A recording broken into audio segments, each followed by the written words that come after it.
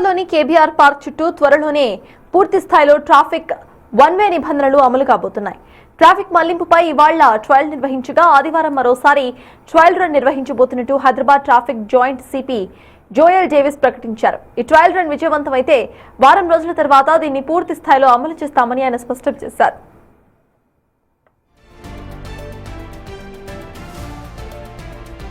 KBR park చుట్టూ traffic కష్టాలను తీర్చేందుకు ప్రభుత్వం 7 ఫ్లైఓవర్లు 7 అండర్ పాస్ల నిర్మాణ పనులను చేపడుతోంది.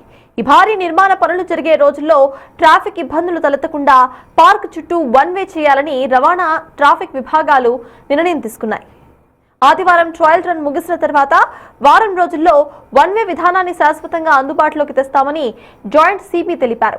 కేబీఆర్ పార్క్ రోడ్డు మీదుగా ప్రయాణించే వాహనదారులు ట్రాఫిక్ సిబ్బందికి సహకరించాలని, బోర్డుల సూచనలు గమనిస్తూ ప్రయాణించాలని అధికారులు కోరారు.